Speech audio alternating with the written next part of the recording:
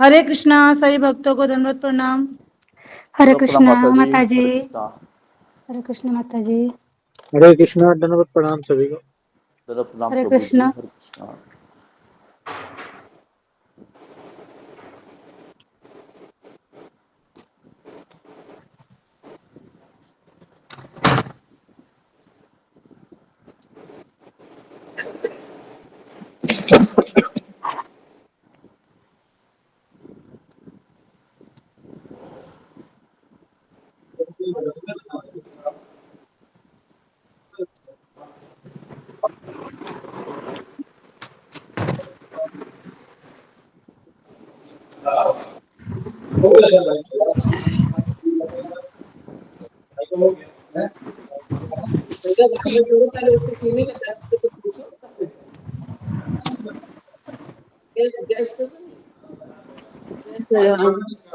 हाँ तो वही खाली प्लेट खा लो भैया।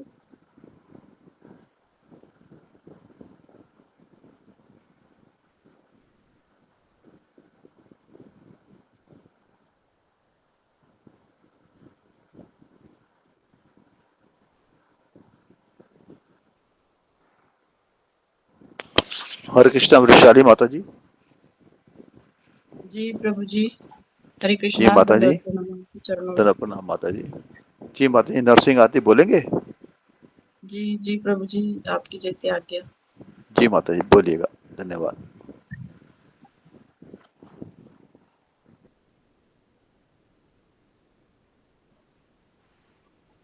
नमस्ते नरसिंहाय नमस्ते नरसिंहाय प्रह्लादलाददायिने हिरण्यकशिपुर्वक्षः शिलटङ्कानखालाय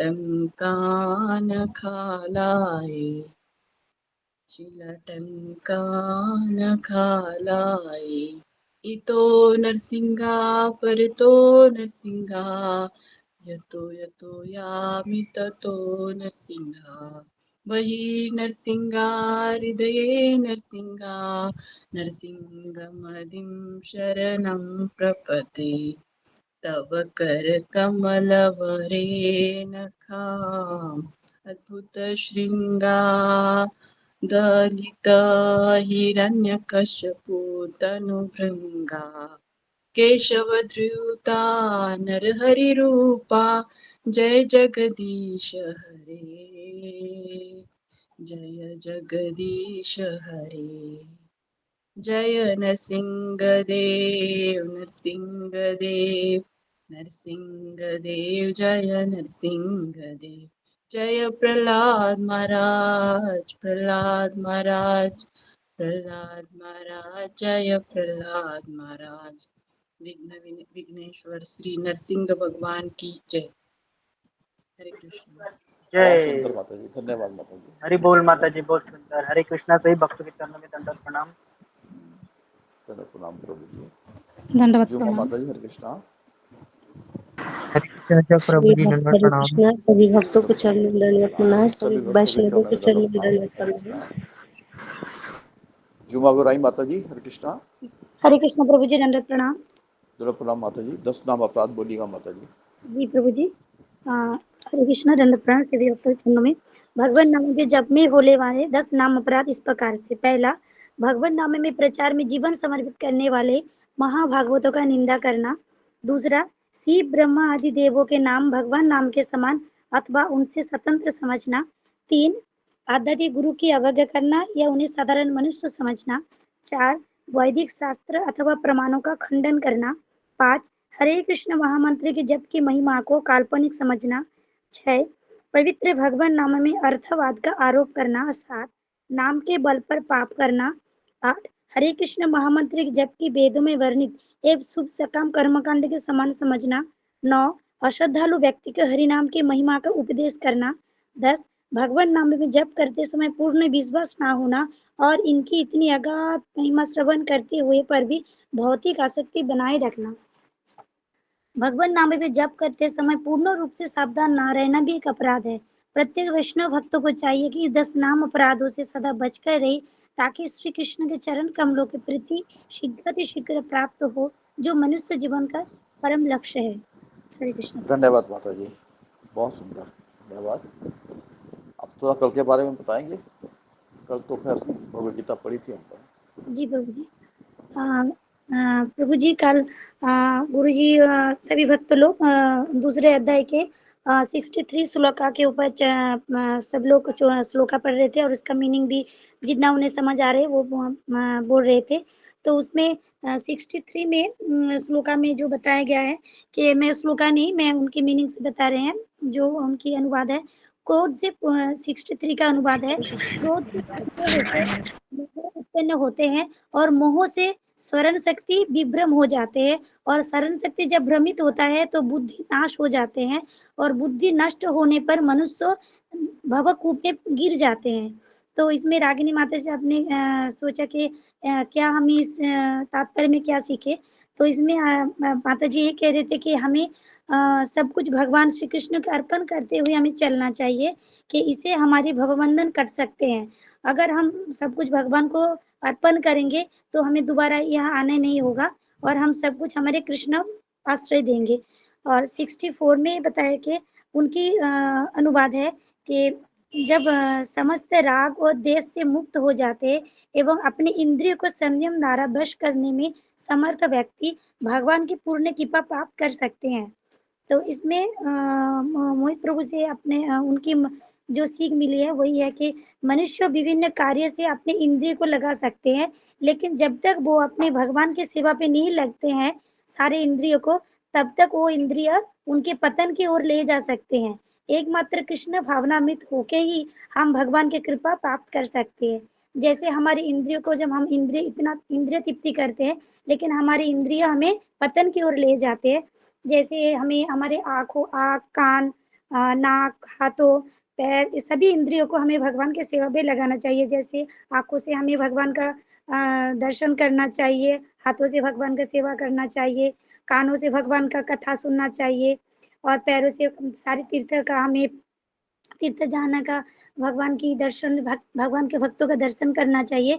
तो ही हमारी इंद्रियों को हम जब भगवान के सेवा पे लगाएंगे तभी हम इस कलमश से दूर हो सकते हैं और पूर्ण कृष्ण के कृपा प्राप्त कर सकते हैं। और 64 का जो अनुवाद है जो इस प्रकार कृष्ण भावनामृत होकर तुष्ट व्यक्ति के लिए संसार के 3 तापों नष्ट हो जाते हैं और ऐसे तुष्ट चेतना पर वो अपनी बुद्धि शीघ्र स्थिर हो जाते हैं। तो इसमें ओके, हरे कृष्ण कृष्ण कृष्ण हरे हरे। धन्यवाद माता जी, बहुत कृष्ण सुंदर। हरे कृष्ण दंडवत गुरु प्रणाम जी। गुरु जी, हरे कृष्णा। जी दंडवत प्रणाम। हरे कृष्णा हरे कृष्ण गुरु जी दंडवत प्रणाम। गुरु जी चरणों में दंड प्रणाम है, सभी भक्तों को चरणों में। कृष्णा गुरु जी दंडवत प्रणाम से भक्तों को मेरा दंडवत प्रणाम। हरे कृष्ण कृष्ण हरे कृष्ण गुरु जी। हरे हरे कृष्ण गुरु जी दंडवत प्रणाम। सभी भक्तों के चरणों में दंडवत प्रणाम। ठीक है। गुरु चरणों में। हरे कृष्ण। ओके, हरे कृष्ण। ओम अज्ञानतिमिरन्धस्य ज्ञानाञ्जनशलाकया चक्षुरुन्मीलितं येन तस्मै श्री गुरुवे नमः। हरे कृष्ण गुरु जी दंडवत प्रणाम। जय श्री कृष्ण चैतन्य प्रभु नित्यानंद श्री अद्वैत गदाधर श्रीवासादि गौर भक्तवृंद। हरे कृष्ण कृष्ण कृष्ण हरे हरे, हरे राम राम राम।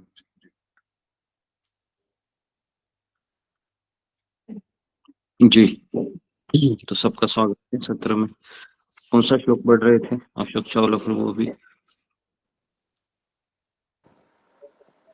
आपने तो गुरु जी वहाँ पे 247 पे खत्म किया था, कर रहे थे।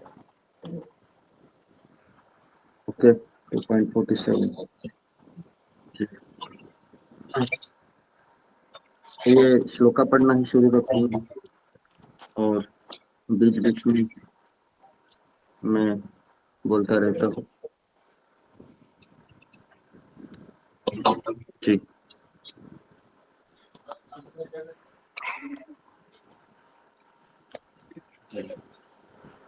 तो जो भक्त है पढ़ना चाहते हैं फिंगर को रेस कीजिए और फिर मैं नाम लेता हूँ और फिर 48 आप का पढ़े ना गुरु जी, 47 तो हो गया था। 2.40 48 जी। जिन्होंने पास भगवत गीता है फिंगर को रेस कीजिए और जो पढ़ सकते हैं फिंगर को रेस कीजिए।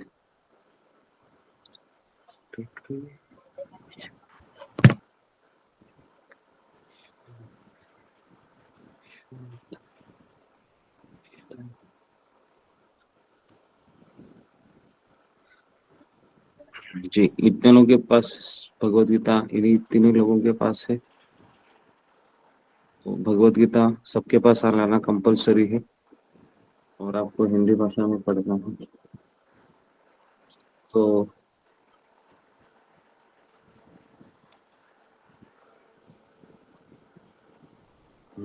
ओके जी। तो 2.47 श्लोक कवर किए हैं और 2.48 श्लोक। चारों लोगों के पास भगवत गीता है तो सब आप लोग सब भगवत गीता लेकर आ जाइए। मैं आपको 2 मिनट देता हूँ आपके घर से और भगवत गीता को लेकर बैठिए।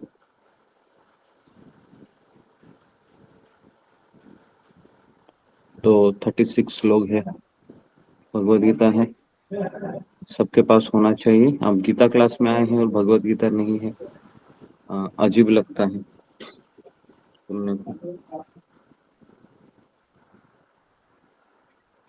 आप भगवत गीता लेकर आइए। ओके, तो सब लोगों ने श्लोक पढ़ना चाहिए जितना हो सके उतना, और फिर हम उस पर इम्पोर्टेंट चीज़ आपको बताएंगे तात्पर्य में से, उसका अंडरलाइन कीजिए और फिर हम आगे आगे बढ़ के किताब कंप्लीट करते हैं।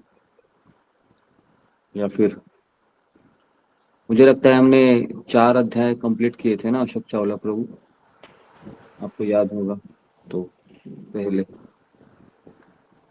कुछ याद है आपको? जी जी जी गुरु जी। हाँ, उस समय कितने कंप्लीट किए थे? 4 अध्याय। और कहाँ उस समय रुके थे 1 महीना पहले? ये कॉलिंग सेवा शुरू होने से पहले हम हर एक श्लोक के ऊपर बोलते थे ना। दूसरी कॉपी में है, वो लानी पड़ेगी गुरु जी। और किसी को याद है कि 4था अध्याय? और मुझे ऐसा लगता है कि 6 श्लोक कवर किए थे हम।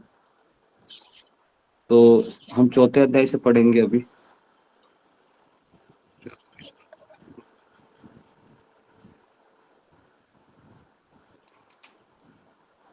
या फिर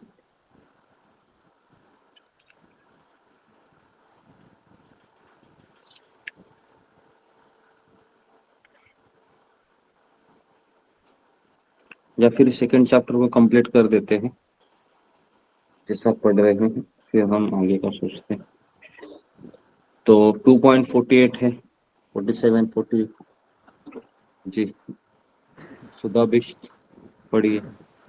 कृष्ण प्रभु जी, दंडवत प्रणाम। सभी भक्तों को दंडवत प्रणाम। योगस्था कुरु कर्माणि संग त्याग्यत्व धनंजय सिद्धया सिद्धयो समो भूत्वा समत्वा योग उच्यते।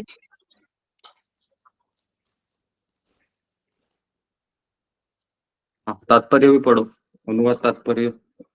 हे अर्जुन, जय अथवा पराजय की समस्त आसक्ति त्याग कर संभाव से अपना कर्म करो, ऐसी समता योग कहलाती है। तात्पर्य: कृष्ण अर्जुन से कहते हैं कि वह योग में स्थित होकर कर्म करे। और योग है क्या? योग का अर्थ है सदैव चंचल रहने वाली इंद्रियों की को वश में रखते हुए परम परम तत्व में मन को एकाग्र करना। और परम तत्व कौन है? भगवान ही परम तत्व है। और चूंकि वे स्वयं अर्जुन को युद्ध करने के लिए कह रहे हैं, अतः अर्जुन को युद्ध के फल से कोई सरोकार नहीं है। जय या पराजय कृष्ण के लिए विचारणीय है। अर्जुन को तो बस श्री कृष्ण के निर्देश अनुसार कर्म करना है। कृष्ण के निर्देश का पालन ही वास्तविक योग है और इसका अभ्यास कृष्ण भावनामृत नामक विधि द्वारा किया जाता है। एकमात्र कृष्ण भावनामृत के माध्यम से ही स्वामित्व का भाव का परित्याग किया जा सकता है। इसके लिए उसे कृष्ण का दास या उनके दासों के दास बनना होता है। कृष्ण भावनामृत में कर्म करने की यही एक विधि है जिससे योग में स्थित होकर कर्म किया जा सकता है। अर्जुन क्षत्रिय है, अतः वह वर्णाश्रम धर्म का अनुयायी है। विष्णु पुराण में कहा गया है कि वर्णाश्रम धर्म का एकमात्र उद्देश्य विष्णु को प्रसन्न करना है। संसारिक नियम है कि लोग पहले अपनी तुष्टि करते हैं, किंतु यहाँ तो अपने को तुष्ट ना करके कृष्ण को तुष्ट करना है। अतः कृष्ण को तुष्ट किए बिना कोई वर्णाश्रम धर्म का पालन कर भी नहीं सकता। यहाँ पर परोक्ष रूप में अर्जुन को कृष्ण द्वारा बताई गई विधि के अनुसार कर्म करने का आदेश है। ओके, क्या समझ में आया इसमें तुमको? प्रभु जी, मुझे समझ में आया कि कृष्ण कहते हैं हमें योग में स्थित होकर कर्म करना चाहिए और हमारी जीत हो या पराजय हो, हमें उसके विषय में नहीं सोचना चाहिए। और हमें देखना चाहिए कि परम तत्व क्या है। परम तत्व भगवान कृष्ण है, हमें ये देखना चाहिए। तो जो वो कहें हमें वो करना चाहिए। और हमारी जीत होगी हार होगी वो भगवान पे निर्भर करता है। भगवान वो देखेंगे कि इसको जिताना है कि हराना है। हमारा काम है कर्म करना। और ये देखा कि जो वर्ण आश्रम का पालन करते हैं उनको सबसे पहले हमें अपना भोग नहीं करना है, हमें पहले भगवान को संतुष्ट करना है। उसके बाद अपने लिए चीजें रखनी है, तो वो सही मानने में सही इसमें धर्म होगा। यही मुझे समझ में आया। हरे कृष्णा। ओके, तो इसमें एक लाइन है, कृष्ण के निर्देश का पालन ही वास्तविक योग है। इसको अंडरलाइन कीजिए। इस तात्पर्य में से एक लाइन है, देखिए, कृष्ण के निर्देश का पालन ही वास्तविक योग है। सबको मिला वो लाइन? तो उस लाइन को अंडरलाइन कीजिए। और इसका अभ्यास कृष्ण भावनामृत विधि के द्वारा किया जाता है। इसका अर्थ क्या है? कृष्ण भावनामृत विधि का अर्थ क्या है? ये दो सेंटेंसेस में इंपॉर्टेंट है। कृष्ण भावनामृत नामक विधि के द्वारा किया जा सकता है। तो इस तात्पर्य में एक सवाल उत्पन्न हो रहा है कि कृष्ण भावनामृत नामक विधि, इसका अर्थ क्या है? जी, फिंगर को रेस कीजिए। हाँ, कृष्ण भावनामृत नामक विधि के द्वारा इस योग को संपन्न किया जाता है। इसका अर्थ क्या है?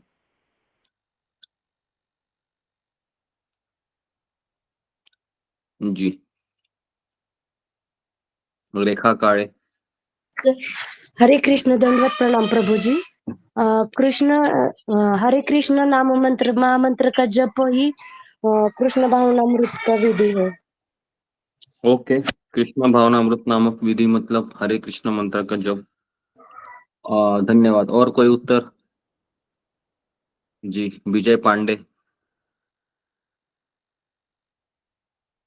हरे कृष्णा प्रभु जी, दंडवत प्रणाम। प्रभु जी, हरे कृष्ण महामंत्र का तथा साथ में आध्यात्मिक ज्ञान, भगवान श्री कृष्ण से संबंधित जितने भी ज्ञान मतलब जानकारी, आध्यात्मिक पुस्तक मतलब ज्ञान देना ही कृष्ण भावनामृत में है। आगे अग्रसर हो सकते हैं प्रभु जी। जी, और कोई? कृष्ण भावनामृत नामक विधि। जी, वृशाली तट। प्रणाम। हम दिन भर जो जो कार्य करते हैं वो भगवान को केंद्र में रखकर कार्य करें, गुरु के आदेश अनुसार कार्य करें, भगवान की प्रसन्नता के लिए कार्य करें, वो ही कृष्ण भावनामृत कार्य है। जी हाँ, तो ये सही उत्तर है। कृष्ण भावनामृत नामक विधि मतलब हर कार्य में कृष्ण को केंद्र में रखकर करना। सब लोग लिखिए इसको। कृष्ण भावनामृत विधि मतलब जीवन का हर एक कार्य कृष्ण को केंद्र में रखकर करना और उसके लिए आध्यात्मिक गुरु का मार्गदर्शन लेना। ये है कृष्ण भावनामृत विधि कि हर एक कार्य है वह कृष्ण को केंद्र में रखकर करना। खाना बनाने से लेके, जॉब करने से लेके, यात्रा करने से लेके कई सारे कार्य हैं जिसको कृष्ण को केंद्र में रखना और आध्यात्मिक गुरु से या काउंसलर है, शिक्षा गुरु है, उनके मार्गदर्शन के अनुसार चलना। ठीक है, तो ये है कृष्ण भावनामृत विधि।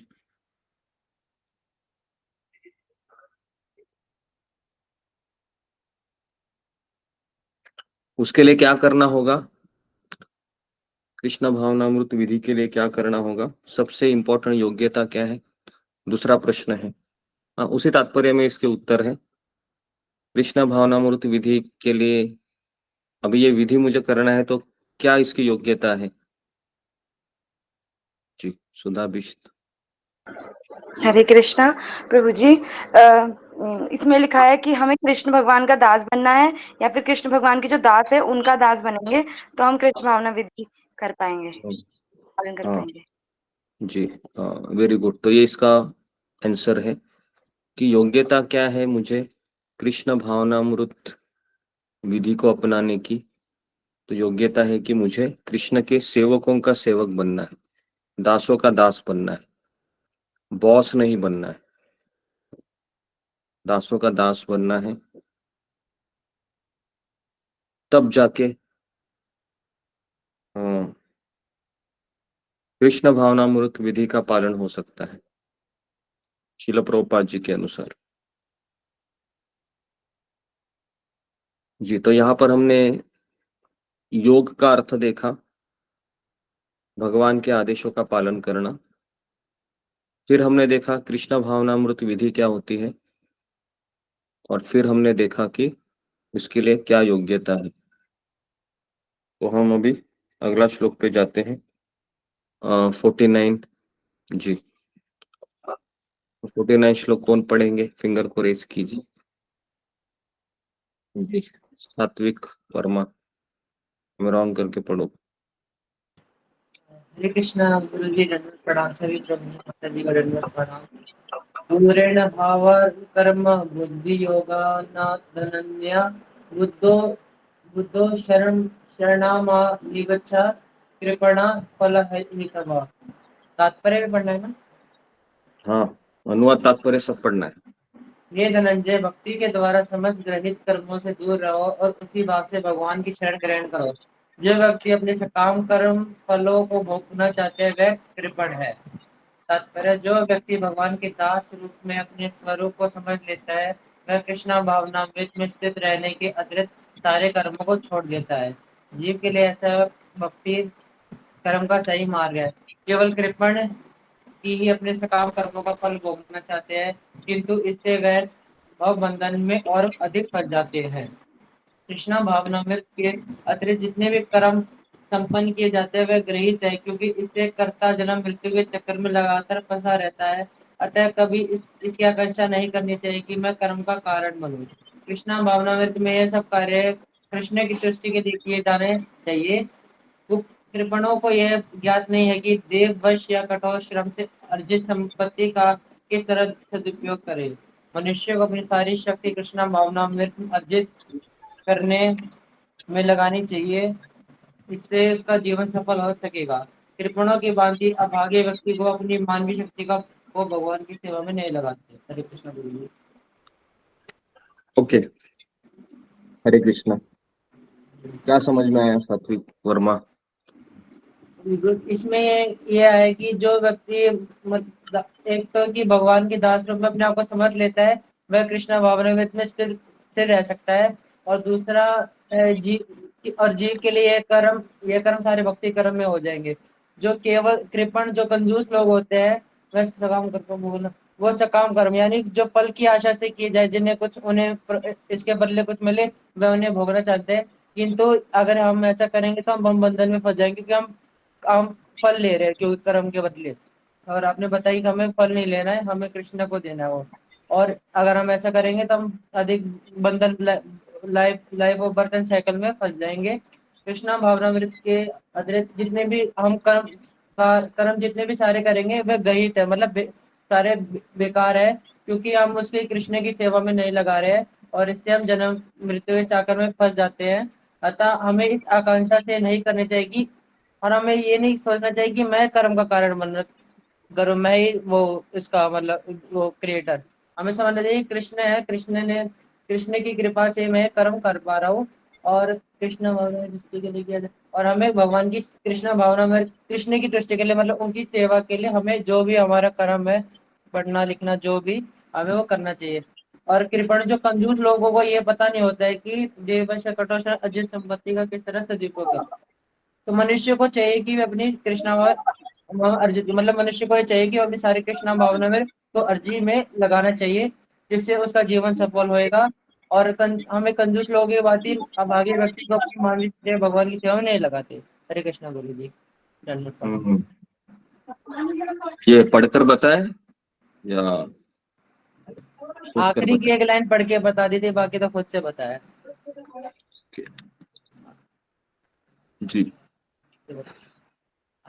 तो इस तात्पर्य में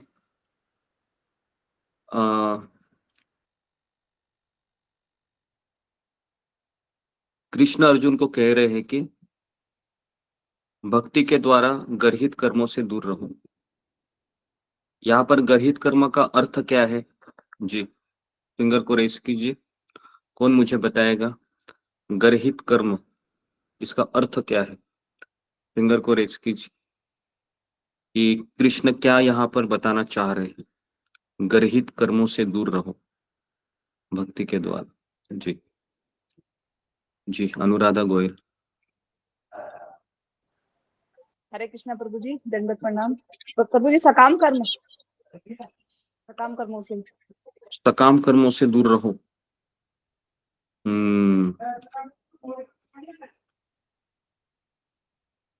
जी, वेरी गुड।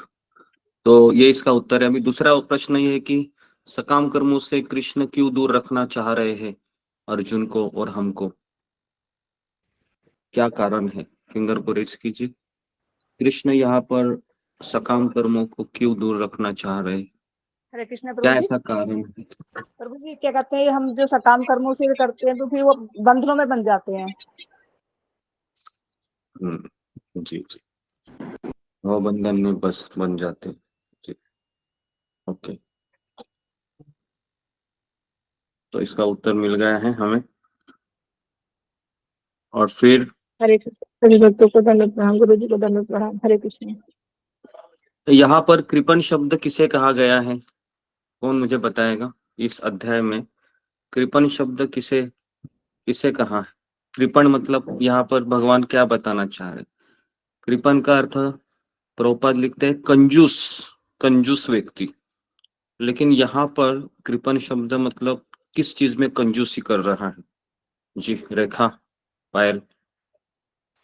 हरे कृष्ण गुरु जी, दंडवत प्रणाम। गुरु जी, मुझे ये समझ में आया कि यहाँ पे जो कृपण शब्द लिया है कि जो आध्यात्मिक कार्य में नहीं है, जो मतलब भौतिक जगत में ही लगा पड़ा रहता है। हरे कृष्ण। हाँ दंडवत प्रणाम। जी जी। तो जो कृपण होता है वह एक लाइन में अपने सकाम कर्मों को के फल को भोगना चाहता है। तो यहाँ पर कृपण मतलब सकाम कर्म है। सकाम कर्म का डेफिनेशन ये है कि अगर मैं कार्य करूं तो मुझे कुछ मिलना चाहिए। जैसे अगर मैं छोटे बच्चे को देखा है आपने कि जब वह माँ के पास जाते हैं और माँ कहती है कि बेटा जरा किराना की दुकान में जाना और 1 किलो पोहा लेके आना, तो माँ कहेगी कि 50 रुपए की नोट दे रहा हूँ, 45 रुपए कुछ तो रहेंगे। और फिर बेटा पूछता है माँ को कि फिर मैं कुछ टॉफी वगैरह ले लूं दुकान से। तो माँ बोलेगी क्यों? क्योंकि मैं दुकान पे जा रहा हूँ ना, बहुत मेहनत है उस पे, तो कुछ तो चाहिए मुझे। या फिर कभी कभी माँ ही कहते हैं कि जो भी बचे हुए पैसे रहेंगे तुम रख लेना। ये सकाम कर्म मतलब कुछ तो प्राप्त होना चाहिए बदले में, है ना? तो इसको सकाम कर्म कहते हैं। लेकिन सकाम कर्म करने से प्रभुपाद कहते हैं कि हम अधिक से अधिक इस दलदल में प्रवेश करते हैं। तो इसलिए पूरा दुनिया है, पूरा संसार है, ये 99% लोग सकाम कर्म में ही लगे हैं। क्योंकि सकाम कर्म का मोटिवेशन क्या है? सकाम कर्म करने की प्रेरणा कहाँ से मिलती है हमें? जो हमें फल प्राप्त होता है, जैसे आपको सैलरी मिलती है काम करते हैं तो सैलरी मिलने से क्या होता है? मोटिवेशन मिलता है कि मैं और मेहनत करूंगा और प्रमोशन लूंगा और मेरी तनख्वाह बढ़ेगी। इसको कहते हैं सकाम कर्म। तो इसलिए सकाम कर्म का जो रास्ता है वह इस भौतिक संसार के दलदल में लेके जाता है। ठीक है, तो गर्हित कर्म बताए मैंने, फिर कंजूस व्यक्ति बताया, फिर सकाम कर्म से का परिणाम बताया हमने, फिर जी तो इस तरीके से जी तो ये एक श्लोक हो गया 49। अभी हम 50 में जाते हैं। तो 50 श्लोक कौन पढ़ेगा? फिंगर को रेज कीजिए जिसने अभी तक पढ़ा नहीं है। जी विजय पांडे। हरे कृष्णा प्रभु जी, दंडवत प्रणाम। सभी भक्तों को दंडवत प्रणाम। बुद्धि युक्त जहा ही ति यह उभे सुकृत दुष्कृते तस्मात् योगाया युजुष्व योग कर्मशु कौशलम। भक्ति में संलग्न मनुष्य इस जीवन में ही अच्छे तथा बुरे कार्यों से अपने को मुक्त कर लेता है। अतः योग के लिए प्रयत्न करो, क्योंकि सारा कार्य कौशल यही है। जीवात्मा अनादिकाल से अपने अच्छे तथा बुरे कर्म के फलों को संचित करता रहा है, फलतः वह निरंतर अपने स्वरूप से अनभिज्ञ बना रहा है। इस अज्ञान को भगवत गीता के उपदेश से दूर किया जा सकता है। यह हमें पूर्ण रूप में भगवान श्री कृष्ण की शरण में जाने तथा जन्म जन्मांतर कर्म फल की श्रृंखला का शिकार बनने से मुक्त होने का उपदेश देती है। अतः अर्जुन को कृष्ण भावनामृत में कार्य करने के लिए कहा गया है, क्योंकि कर्म फल के शुद्ध होने की यही प्रक्रिया है। हरे कृष्ण प्रभु जी। क्या समझ में आया आपको विजय पांडे? प्रभु जी अच्छे, जैसे मैं समय अध्याय जैसे पढ़े हैं श्लोका में, तो अच्छे बुरे कर्म का फल संचित मतलब पूर्व से जो भी हम कार्य कर रहे हैं अच्छे बुरे कर्म का फल वो जैसे वो संचित हो रहा है। और जिससे में हम लोग अज्ञान है कि हम जो भी कार्य कर रहे हैं वो सही है गलत है, और हम बिल्कुल वो संचित होते जा रहा है, जमा होते जा रहा है। और इस अज्ञान को जैसे हमें कुछ भी जानकारी नहीं है, तो भगवत गीता के उपदेश से इसे दूर किया जा सकता है प्रभु जी। जी कृष्ण प्रभु जी। ओके, तो यहाँ पर भगवान कह रहे हैं कि अनादिकाल से, अनादि का काल मतलब इससे पहले हम कई जन्म लिए हैं और हमने बुरे और अच्छे कर्मों को इकट्ठा किया है। और प्रभुपाद कहते हैं कि भक्ति के द्वारा इसको दूर किया जाता है यहाँ पर। ठीक है, और ये श्रृंखला है वो चालू ही रहती है। कब तक चालू रहती है कौन मुझे बताएगा? फिंगर को रेज कीजिए कि ये जन्म मृत्यु की प्रक्रिया कब तक चालू रहती है या कब खत्म हो सकती है, जो हम अनादिकाल से इसको इकट्ठा कर रहे हैं। जी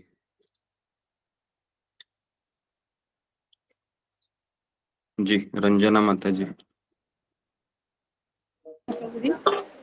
हरे कृष्णा प्रभु जी, धन्यवाद प्रणाम, आपके चरणों में जाकर सबको धन्यवाद प्रणाम।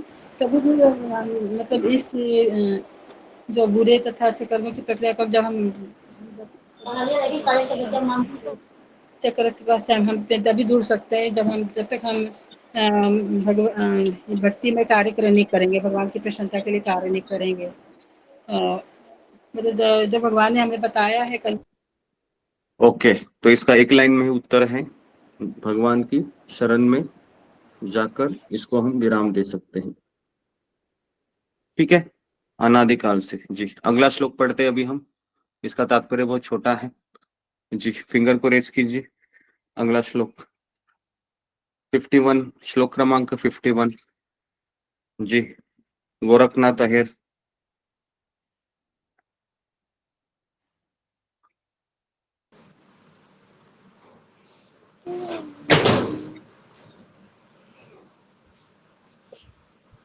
हरे कृष्णा प्रभु जी। हाँ, हरे कृष्णा। श्लोक संख्या 50। बुद्धि युक्तो जहाति उभे दुष्कृते सुकृत ये हो गया है। दुष्कृते। हो श्लोक गया क्रमांक है 51 पढ़ना है आपको। 51। ओके, 51 तो बड़ा तात्पर्य है। तो हाँ, पढ़िए आप, कर्मजम बड़ा बुद्धि युक्ता ही फलम त्यक्त्वा मनीषिणः जन्म बंध विनिर्मुक्ताः पदम गच्छन्त्य नामयम्। अनुवाद, इस तरह भगवत भक्ति में लगे रहकर बड़े बड़े ऋषि मुनि तथा भक्तगण अपने आप को इस भौतिक संसार में कर्म के फलों से मुक्त कर लेते हैं। इस प्रकार वे जन्म मृत्यु के चक्र से छूट जाते हैं और भगवान के पास जाकर उस अवस्था में को प्राप्त करते हैं जो समस्त दुखों से परे है। तात्पर्य, मुक्त जीवों का संबंध उस स्थान से होता है जहाँ भौतिक कष्ट नहीं होते। भागवत में कहा गया है 10.14.58, समाश्रिता ये पद पल्लव प्लवम महत्पदम शून्य यशो मुरारे भवाम्बुजीव पदम परम पदम पदम पदम यद विपदान तेषाम्। जिसने उन भगवान के चरण कमल की नाव को ग्रहण कर लिया है जो दृश्य जगत के आश्रय है और मुकुंद नाम से विख्यात है, अर्थात मुक्ति के दाता है, उसके लिए यह भव सागर गोकुर में समाये जल के समान है। उसके लिए यह भव सागर गोकुर में समाये जल के समान है। उसका लक्ष्य परम पदम है, अर्थात वह स्थान जहाँ भौतिक कष्ट नहीं है, या कि वैकुंठ है। वह स्थान नहीं जहाँ पद पद पर संकट हो। अज्ञानवश मनुष्य यह नहीं समझ पाता कि यह भौतिक जगत ऐसा दुखमय स्थान है जहाँ पद पद पर संकट है। केवल अज्ञानवश अल्पज्ञानी पुरुष यह सोचकर कि कर्मों से वे सुखी रह सकेंगे, सकाम कर्म करते हुए स्थिति को सहन करते हैं।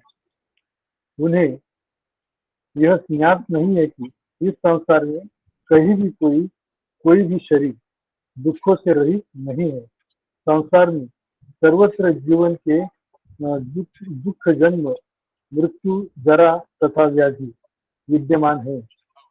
संसार में सर्वत्र जीवन के दुख जन्म मृत्यु जरा व्याधि विद्यमान है, किंतु जो अपने वास्तविक स्वरूप को समझ लेता है और इस प्रकार भगवान की स्थिति को समझ लेता है, वही भगवान की प्रेमा भक्ति में लगता है। फलस्वरूप वह वैकुंठ लोक जाने का अधिकारी बन जाता है, जहाँ न तो भौतिक कष्टमय जीवन है, न ही काल का प्रभाव तथा मृत्यु है। अपने स्वरूप को जानने का अर्थ है भगवान की अलौकिक स्थिति को भी जान लेना। जो ब्रह्मवश यह सोचता है कि जीव की स्थिति तथा भगवान की स्थिति एक समान है, जो ब्रह्मवश यह सोचता है कि जीव की स्थिति तथा भगवान की स्थिति एक समान है। उसे समझो कि वह अंधकार में है और स्वयं भगवत भक्ति करने में असमर्थ है। वह अपने आप को प्रभु मान लेता है और इस तरह जन्म मृत्यु की पुनरावृत्ति का पथ चुन लेता है। किंतु जो यह समझते हुए कि उसकी स्थिति सेवक की है, अपने को भगवान की सेवा में लगा देता है, वह तुरंत ही वैकुंठ लोक जाने का अधिकारी बन जाता है। भगवान की सेवा कर्मयोग या बुद्धियोग कहलाती है, जिसे स्पष्ट शब्दों में भगवत भक्ति कहते हैं। हरे कृष्ण। हरे कृष्ण। क्या समझ में आया आपको गोरखनाथ जी?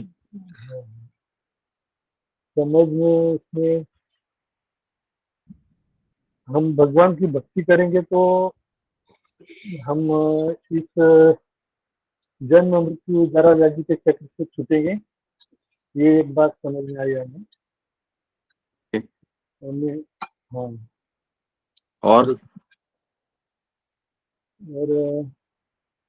वो भक्ति हमें भगवान समझ के नहीं करना है, तो एक सेवक के रूप में हमें खुद को ढालना है और वो हिसाब से हमें भक्ति करनी है। ओके, ठीक है। तो ये श्लोक बहुत बड़ा है, तो इसको मैं थोड़ा सा आज इसी श्लोक को मैं लेता हूँ, क्योंकि इसमें बहुत सारी चीजें प्रभुपाद ने क्लियर की है। तो पहले मैं श्लोक को ऐसे था, मैं उस आदत को मैं खोना नहीं चाहता हूँ। तो से हम हर चीज को समझ सके प्रभुपाद जी क्या हमें बताना चाह रहे हैं। हाँ, तो यहाँ पर भगवान हमें आश्वासन दे रहे हैं कि भगवत भक्ति में लगे रहकर बड़े बड़े ऋषि मुनि भक्तगण अपने इस भौतिक संसार में कर्म के फलों से मुक्त कर लेते हैं। तो भौतिक संसार, कौन मुझे बताएगा कि भौतिक संसार किसे कहते हैं?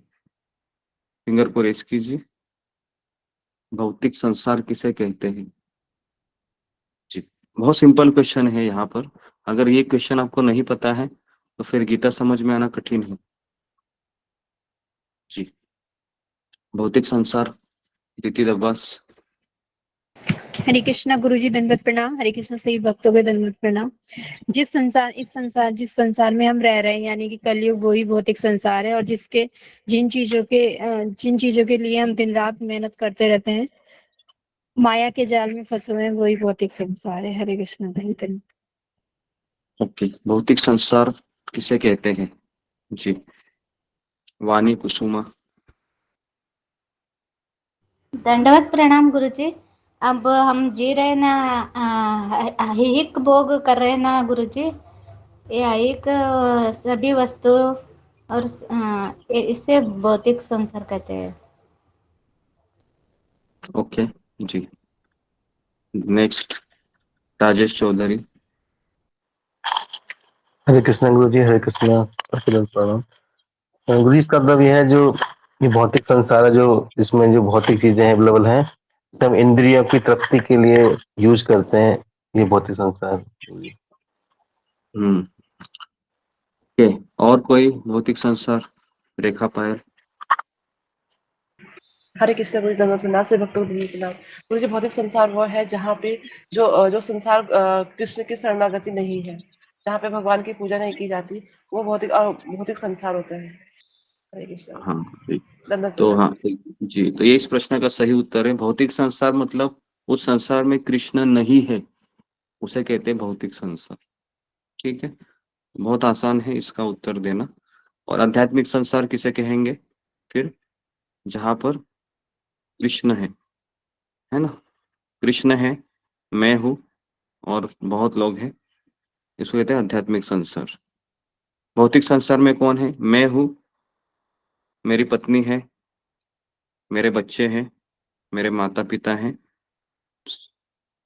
सब कुछ है एक व्यक्ति के सिवाय, वो है कृष्ण नहीं है। भौतिक संसार। आध्यात्मिक संसार मतलब कृष्ण है, फिर घर के लोग भी हैं, अभी उनमें से कितने लोग रहेंगे ये मुझे पता नहीं, लेकिन यहाँ पर कृष्ण बाय डिफॉल्ट होना चाहिए आध्यात्मिक संसार में। ठीक है जी। तो भौतिक संसार को कैसे हमको फिर छोड़ना है? तो भौतिक संसार को छोड़ने का अर्थ ये नहीं है कि मैं इस भौतिक संसार से चला जाऊं, ये भी नहीं है। भौतिक संसार को आध्यात्मिक करना है तो हमें कृष्ण को अपने जीवन में लाना है। ठीक है? भौतिक और अध्यात्म ये किस पे निर्भर करता है कि मैंने कृष्ण को मेरे जीवन में ऐड किया है क्या नहीं, मैंने मेरे जीवन में कृष्ण को केंद्र में रखा है कि नहीं, मैं जी क्यों रहा हूँ, मेरे जीवन का मकसद क्या है। इन सारे प्रश्नों के उत्तर से पता चलता है कि मैं भौतिक संसार कर रहा हूँ या फिर मैं आध्यात्मिक संसार में कर रहा हूँ। ठीक है जी। यहाँ पर फिर लिखा हुआ है कि भगवान के पास जाकर उस अवस्था को प्राप्त करके समस्त दुखों से परे है वो दुख। जी, तो अभी मेरा सवाल है कि आ, इस संसार में हमें दुख क्यों प्राप्त होते हैं? क्या ऐसा कारण है कि हम दुखों को प्राप्त करते हैं? इसका भी एक लाइन में आंसर है, कोई बड़ा आंसर नहीं है, जो हम इसमें गीता के अनुसार प्रयास कर रहे हैं जानने का। जी, सुनील झा।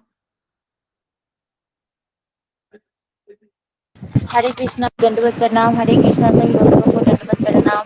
गुरु जी, मुझे ऐसा लगता है कि संसार में दुख इसलिए प्राप्त होता है क्योंकि हम भगवान को भूल गए हैं, इसलिए हमें दुख प्राप्त होता है। हरे कृष्णा गुरु जी, दंडवत प्रणाम। गलती हो गई। हाँ, तो ये इसका सही उत्तर है कि हमें दुख इसलिए प्राप्त हो रहा है क्योंकि हम भगवान को भूल गए हैं। और जब विपत्ति मेरे जीवन में आती है तो हमें कौन याद आते हैं, इस पे निर्भर करता है कि मैं उस परिस्थिति में दुखी रहूंगा या सुखी रहूंगा। कई बार ऐसे होता है कि विपत्ति आने के पश्चात भगवान याद नहीं आते हैं और कोई दूसरे ही लोग याद आते हैं, तो और दुख बढ़ जाता है। ठीक है, तो तात्पर्य में प्रभुपाद लिखते हैं कि समाश्रिता ये पद पल्लवम प्लवम महत पदम पुण्य यशो मुरारे। जिसने भगवान के चरण कमल रूपी नाव को ग्रहण कर लिया है। चरण कमल रूपी नाव का तात्पर्य क्या है, कोई मुझे बताएगा? क्या इसका अर्थ है चरण कमल रूपी नाव को? नाव मतलब जहाज, चरण कमल रूपी जहाज को ग्रहण करना, इसका अर्थ क्या है? एक लाइन में ही इसका भी उत्तर है। जी, प्रीति अग्रवाल। हरे कृष्णा गुरु जी, दंडवत प्रणाम। गुरु जी, ये जो संसार है ये भव सागर है, इसको पार करने के लिए भगवान के चरण रूपी नाव मतलब भगवान की भक्ति जब हम करेंगे तो इस भव सागर को आसानी से पार कर सकेंगे। हाँ, वो मुझे भी पता है। मैंने यहाँ पर सवाल क्या पूछा है कि चरण रूपी नाव का तात्पर्य क्या है। यहाँ पर चरण कमल रूपी नाव को ग्रहण कर लिया है, इसका तात्पर्य क्या? चरण कमल रूपी नाव मतलब क्या प्रभुपाद जी यहाँ पर हमें इंडिकेट कराना चाह रहे हैं? अशोक गुरु जी, सर। इसमें मतलब भगवान को पायलट बनाना है, कैप्टन बनाना है अपनी लाइफ का, ये है? नहीं, ये भी नहीं है जी। ओके, अशोक चावला प्रभु।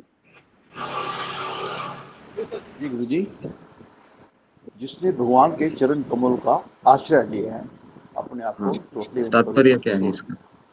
हाँ, तात्पर्य क्या है, वही तो मैं बोल रहा हूँ।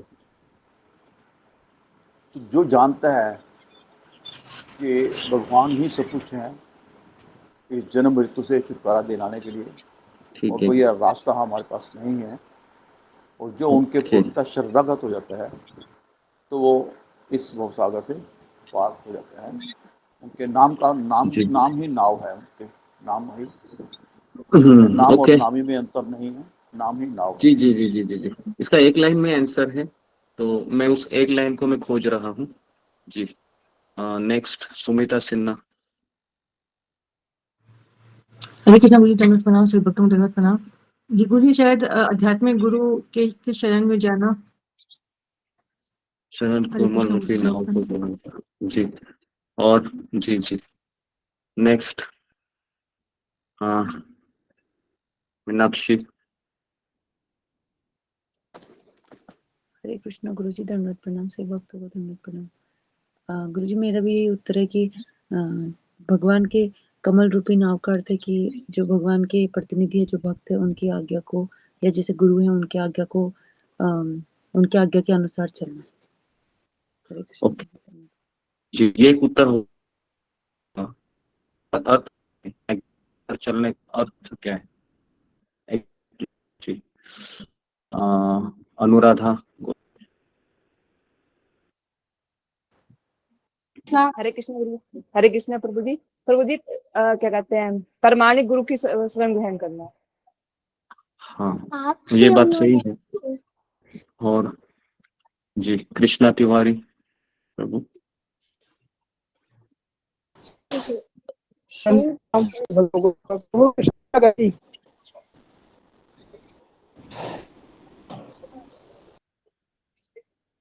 जी, नेक्स्ट, ये उत्तर आपको ही देना है। अनुसविता। हरे कृष्ण गुरु जी, इसका मतलब ये है कि कलयुग में हरि का नाम जप करना। ओके, कली का हरि नाम जप। जी, और सिमरन सेठी। हरे कृष्णा गुरुजी, में कलयुग में चरणों अपने को भक्ति में लगाए रखना। भक्ति में लगा के रखना। ओके, नेक्स्ट, विजय पांडे। हरे कृष्णा प्रभु जी, दंडवत प्रणाम। जो भगवान श्री कृष्ण के चरणों में आश्रय लिया है प्रभु जी। हाँ, मतलब क्या करना? कुछ तो करना भी है या केवल आश्रय लेना है, या भगवान के चरणों को पकड़ के रखना है बस? इसका अर्थ क्या आश्रय है? है प्रभु जी, उनका आश्रय ही लेना है प्रभु जी। हाँ, आश्रय का अर्थ क्या है, वही तो मैं कह रहा हूँ। जी, मामुनी। हरे कृष्ण गुरुजी, दंडवत प्रणाम। सही भक्तों को दंडवत प्रणाम। गुरुजी, आध्यात्म मतलब आश्रय का ये कारण मतलब अर्थ ये है कि आध्यात्मिक गुरु का आदेश को पालन करना और भक्ति में लगे रहना। ओके, नेक्स्ट, ममता पाल। हरे कृष्ण गुरु, दंडवत प्रणाम। गुरु जी, नाव मतलब जो जिस नाव में हमारे जो परंपरा गुरु शिष्य जो आचार्य है, सभी जिन आचार्य ने उसमें भगवान के आश्रय लिया, उनके हमें पदकमल मतलब आश्रय लेके भक्ति करना। जी जी, नेक्स्ट, रेखा काळे। गुरुजी एक मिनट, गुरुजी एक लाइन बोलनी है मुझे। गुरुजी, इसका अर्थ ये तो नहीं है कि भगवान के चरणों को पकड़ के रखना है, छोड़ना नहीं है, बस चिपक के रहना उनके चरणों से। कैसे? फेविकोल की तरह चिपक के रखना, जी यही बोलना चाह गुरुजी, रही है? हाँ, वो भक्ति रूपी ही फेविकोल से। जी, हरे कृष्ण प्रभु जी, दंडवत प्रणाम। हाँ। कायिक, वाचिक, मानसिक रूप से कृष्ण भगवान को समर्पित होना। जी जी जी, आप जो कह रहे हैं वो सब सही है, लेकिन इसमें एक शब्द है जो बहुत इम्पोर्टेंट है हमारे लिए। भक्ति में टिके रहने का अर्थ है, नाव को ग्रहण करने का अर्थ क्या है ना? उस एक शब्द को जरा पता नहीं क्यों नहीं आ रहा। ओके, भक्तों के संग में रहना, भक्तों के संग में रहना। एक मिनट, अभी आप बहुत उतावले हो रहे हैं। जी, तो वो उत्तर है कि ये मैंने कई बार बोला था कि जैसे गुरु के चरण कमल को ग्रहण करना, इसका अर्थ क्या है ये भी मैंने बताया था, है ना, कई बार। यहाँ पर भगवान के चरण कमल आए हैं, अभी आध्यात्मिक गुरु के चरण रूपी नाव को ग्रहण करना, इसका अर्थ क्या है? उनकी सेवा करना, है ना? ये सेवा ही शब्द में आपसे चाह रहा था कि चरण कमल रूपी नाव को ग्रहण करने का अर्थ है सेवा करना। सेवा सेवा ये शब्द है ना? ग्रहण करने का अर्थ क्या है? कि नौका में बैठ जाना बस, और देखते रहना कि पानी का प्रवाह कैसे है, सब लोग क्या कर रहे हैं नाव में बैठकर। नहीं, नाव में बैठकर अर्थ है कि सेवा करना, सेवा। और मैं आपको कह रहा हूं कि हमारे इस्कॉन में सब लोग 2 घंटा जप करते हैं और 10 से 12 घंटा सेवा करते हैं। तो हमारे आचार्यों का भाव राधा भाव नहीं है। ये आज ही मैंने सुबह यहाँ पर लेक्चर था चिप्पीवाड़ा मंदिर में भागवतम क्लास में, बहुत अच्छा लगा मुझे। तो उन्होंने ये चीज़ पे बहुत अच्छा बताया कि हमारी परंपरा राधा भाव नहीं है, हमारी परंपरा सेवा भाव है। हमारे सारे आचार्य सेवा करने में लगे हैं, राधा भाव हमारा नहीं है। तो मुझे इतनी बात अच्छी लगी कि फिर उन्होंने कहा कि हमारे बड़े-बड़े आचार्य रूप गोस्वामी, सनातन गोस्वामी, ये राधा भाव में नहीं थे, ये सेवा भाव में थे। चैतन्य महाप्रभु ने कहा कि जाओ वृंदावन में तीर्थों को खोजो, चले गए वो। इतना अच्छा उन्होंने एक लाइन में कहा। तो हमारी परंपरा सेवा भाव है, राधा भाव नहीं है। राधा भाव अलग संप्रदाय का है। जी। ओके, तो इस तरीके से यहाँ पर अज्ञानवश मनुष्य यह नहीं समझ पाता कि भौतिक जगत ऐसा दुखमय स्थान है जहाँ पद पद पर संकट है। जी, तो ये भगवान ने संसार को डिजाइन ऐसा किया है कि एज सुन एज जैसे ही हम किसी चीज को आनंद लेना चाहेंगे, तुरंत वहां पर आपको क्या लगेगा, दुख या झटका लगेगा। जैसे अगर आपने नेकेड जो तार होती है ना, जैसे बिजली का तार आपने देखा है, कितने लोगों ने बिजली के तार को छुआ है और आपको करंट लगा है जोर से? फिंगर को रेज कीजिए, बचपन से लेके अभी तक, है ना?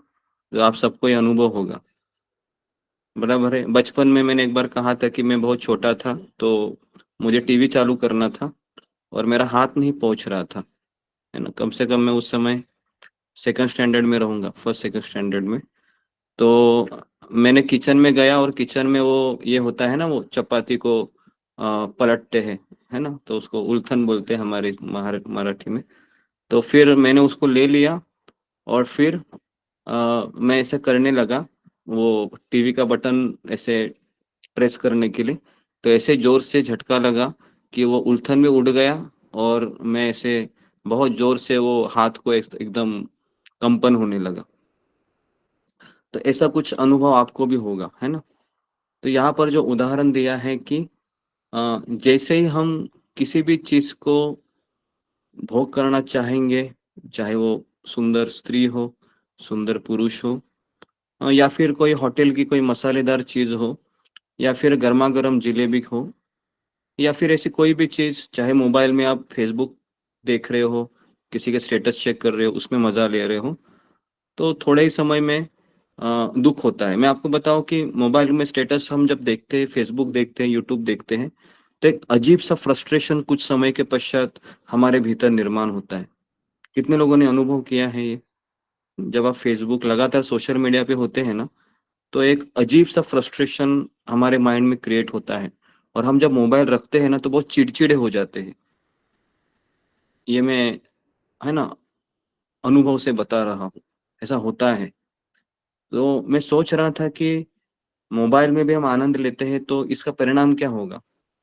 तो फिर एक अजीब सा फ्रस्ट्रेशन जब आप मोबाइल को रखते हैं ना, तो हमारे अंदर निर्माण होता है और हम बहुत चिड़चिड़े हो जाते हैं, क्योंकि दिन भर किसी से बात नहीं की है, बस केवल सोशल मीडिया पे घूमते रहे या नेटफ्लिक्स पे घूमते रहे, मूवी देखते रहे, और फिर जैसे मोबाइल को छोड़ते हैं ना, एक अजीब सा वाइब्रेशन माइंड में फील होने लगता है, जैसे कि एक वैक्यूम क्रिएट होता है ना, और फिर उसे फ्रस्ट्रेशन आता है। तो पद पद पर संकट है, इस संसार में डिजाइन ऐसा किया, इसके लिए क्या, चुपचाप रहो। चुपचाप रहो मतलब जैसे बाहर जाओगे तो सारी चीजें मिले दिखेगी आपको, आपको बुलाएगी, आ जाओ मेरे पास, है ना। तो हमें समझना है कि अगर मैं जाऊंगा, करंट लगेगा, झटका लगेगा, है ना। कई बार ऐसे होता है कि घर परिवार में भी, है ना, ऐसा होता है कि हम किसी के पास जाते हैं तो करंट लगता है ऐसा होता है कि कितने लोगों ने ऐसा अनुभव किया है कि आप किसी के पास जाते हैं और तुरंत झटका लगता है, ये सोचकर जाते हैं कि मुझे वहां पर आनंद मिलेगा या कुछ मीठी बातें होगी, लेकिन कुछ और ही होता है ना? जी। तो ऐसा होता है ना। तो इसके लिए इस संसार की कोई भी वस्तु हो, चाहे वो मोबाइल हो, चाहे फिर वो व्यक्ति हो, झटका मिलेगा जैसे आप उसको अप्रोच करोगे। लेकिन अगर आप उसको कहोगे कि आइए हम भगवान के नाम का जप करते साथ मिलकर, या फिर आइए हम सत्संग करेंगे साथ मिलकर, तो फिर शायद झटका नहीं लगेगा, बराबर है। अभी यहाँ पर कितने लोग हैं? कम से कम 89 लोग दिख रहे हैं अभी। अभी यहाँ पर हमें झटका नहीं लग रहा है, हालांकि इतने लोग अगर एक साथ आएंगे ना मजा करने के लिए तो बहुत झटके लगेंगे, लेकिन यहाँ पर हम सेफ है। क्यों सेफ है? क्योंकि हम भगवत गीता को यहाँ पर पठन कर रहे हैं, तो इसके लिए कोई झटका लगने की संभावना ही नहीं है ना। लेकिन यही अगर 89 लोग अगर किसी शादी के पार्टी में चले गए मान लो, है ना, तो वहां पर काफी झटके लगेंगे फिर, टक टक टक टक टक, क्योंकि वहां पर फिर हम अलग भाव से चले जाएंगे। तो इसलिए ये पथ पथ पर संकट तभी आता है जब हम भगवान को भूलकर अपनी इच्छा को केंद्र में रखते हैं। तो इसलिए संसार में सर्वत्र जीवन के दुख, जन्म, मृत्यु, जरा, व्याधि है। इसलिए इस संसार, यहाँ पर मरते लोग कहा गए। मरते लोग मतलब यहाँ पर भगवान ने ऐसा हमें शरीर प्रदान किया है ना, ये वाला शरीर है जो अभी हमको भगवान ने दिया है प्रकृति के द्वारा।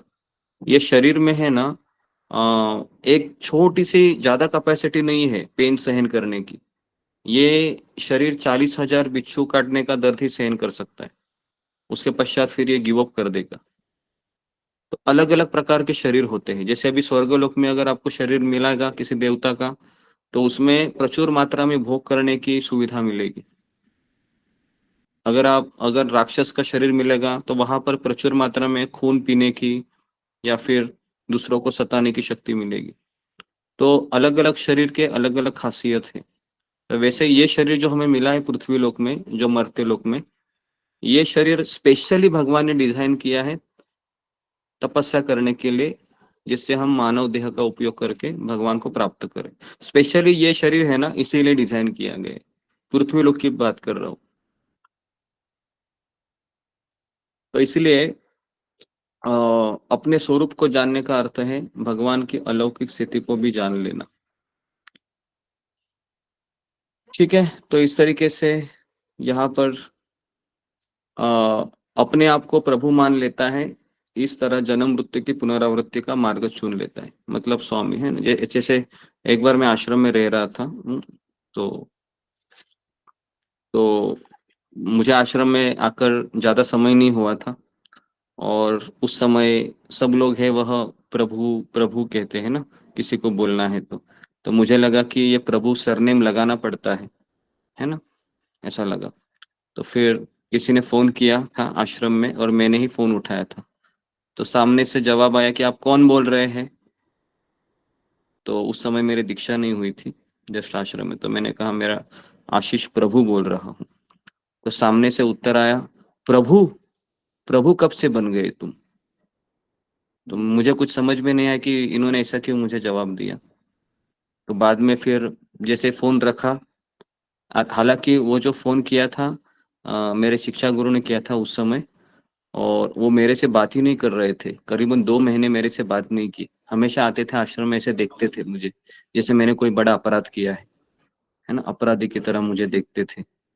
और फिर मुझे समझ में आया कि ये प्रभु शब्द बहुत बड़ा है ना, अपने आप को प्रभु नहीं समझना चाहिए, है ना। फिर मैंने सोचा कि दास लगाना चाहिए।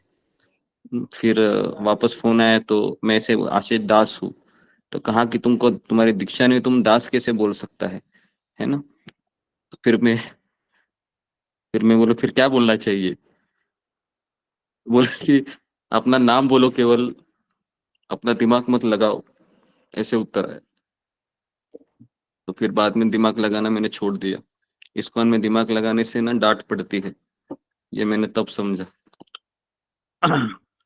तो इसके लिए हमें हम जब आश्रम में रहते हैं भक्तों के साथ, तो हमें पता चलता है कि कहाँ पर हमें क्या बोलना चाहिए, कितना बोलना चाहिए, इस तरीके से। तो 52 श्लोक हम पढ़ते हैं अभी। तो यहाँ पर मुझे इतनी इंपॉर्टेंट चीज दिखाई दी जी। तो 52 श्लोक जी कौन पढ़ेगा? फिंगर को रेज कीजिए, जिसको अभी तक अवसर नहीं मिला। अगर कोई जी फिंगर को रेज कीजिए। श्लोक क्रमांक 52 इंपॉर्टेंट है।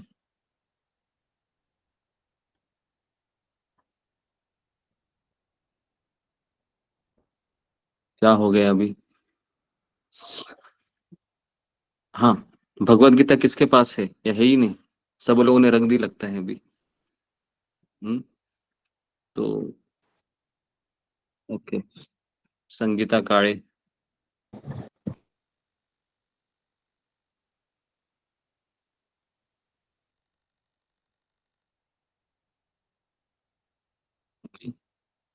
ओके, और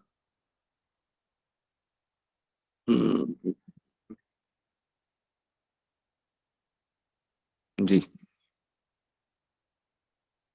और कौन पढ़ेंगे?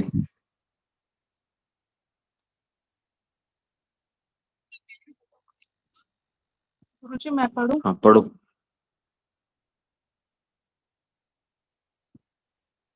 यथा ते मोहकलिलं बुद्धिर्यतितरष्यति तदा गन्ता असि निर्वेदं श्रोतव्यस्य श्रुतस्य च।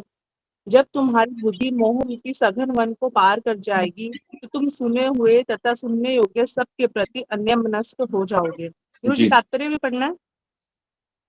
तात्पर्य, भगवत भक्तों के जीवन में ऐसे अनेक उदाहरण प्राप्त है जिन्हें भगवत भक्ति के कारण वैदिक कर्मकांड से विरक्ति हो गई। जब मनुष्य श्री कृष्ण को तथा उनके साथ अपने संबंध को वास्तविक रूप से समझ लेता है तो वह सकाम कर्मों के अनुष्ठानों के प्रति पूर्णतः अन्यमनस्क हो जाता है, भले ही वह अनुभवी ब्राह्मण क्यों ना हो। भक्त परंपरा के महान भक्त तथा आचार्य श्री माधवेंद्र पुरी का कहना है, संध्या वंदन ब्रह्मस्तु भक्तो भो स्नान तुभ्यम नमो भो देवा पितरश्च तर्पण विधो नाहम शम शम्यताम यत्र कापि निषद यादव कुलोत्तम से कंसद्विष समारम स्मारमघम हरामि तदलम मन्य किम्येन में। हे मेरी त्रिकाल प्रार्थनाओं तुम्हारी जय हो। हे स्नान तुम्हें प्रणाम है। हे देव पितृगण, अब मैं आप लोगों के लिए तर्पण करने में असमर्थ हूँ। अब तो जहाँ भी बैठता हूँ यादव कुलवंशी कंस के हंता श्री कृष्ण का ही स्मरण करता हूँ और इस तरह मैं अपने पापमय बंधन से मुक्त हो सकता हूँ। मैं सोचता हूँ कि यही मेरे लिए पर्याप्त है। वैदिक रस्में तथा अनुष्ठान यथा त्रिकाल संध्या प्रातःकालीन स्नान पितृ तर्पण आदि नव दीक्षितों के लिए अनिवार्य है, किंतु जब कोई पूर्णतः कृष्ण भावना भावित हो और कृष्ण की दिव्य प्रेमा भक्ति में लगा हो तो वह इन विधि विधानों के प्रति उदासीन हो जाता है, क्योंकि उसे पहले ही सिद्धि प्राप्त हो चुकी होती है। यदि कोई परमेश्वर कृष्ण की सेवा करके ज्ञान को प्राप्त होता है तो उसे शास्त्रों में वर्णित विभिन्न प्रकार की तपस्याएं तथा यज्ञ करने की आवश्यकता नहीं रह जाती। इसी प्रकार जो यह नहीं समझता कि वेदों का उद्देश्य कृष्ण तक पहुंचना है और अपने आप को अनुष्ठान आदि में व्यस्त रखता है, वह केवल अपना समय नष्ट करता है। कृष्ण भावना भावित व्यक्ति शब्द ब्रह्म की सीमा या वेदों तथा उपनिषदों की परिधि को भी लांग जाते हैं। हरे कृष्ण गुरु जी। ओके, तो यहाँ पर अभी कहते हैं कि तुम्हारी बुद्धि मोह रूपी सघन वन को पार कर जाएगी।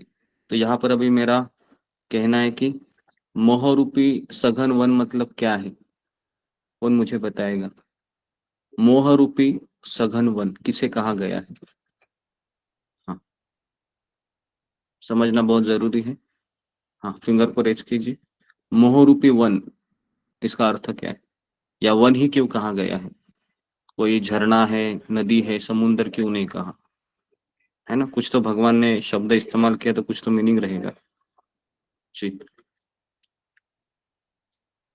मीनाक्षी रावत। हरे कृष्णा गुरु जी, दंडवत प्रणाम। सभी भक्तों को दंडवत प्रणाम। गुरु जी, यहाँ पे मुझे इतना समझ आ रहा है कि मोह रूपी सघन वन का अर्थ है कि खुद को एक तो शरीर समझना, आत्मा न समझकर, और शरीर के जो भी रिश्तेदार हैं, रिश्ते नाते घर परिवार जो भी चीजें हैं उनको उनसे आसक्ति होना, तो ये पूरा वन के समान है क्योंकि ये बहुत फैला हुआ है। तो इसलिए यहाँ पे इस तरह से कहा ओके, तो मेरा भी अगला सवाल है कि यहाँ पर वन क्यों कहा गया है? जी, तो ये मेरा इंपॉर्टेंट क्वेश्चन है। इसमें वन क्यों कहा गया है? फिंगर पर रेस कीजिए। जी, वृषाली।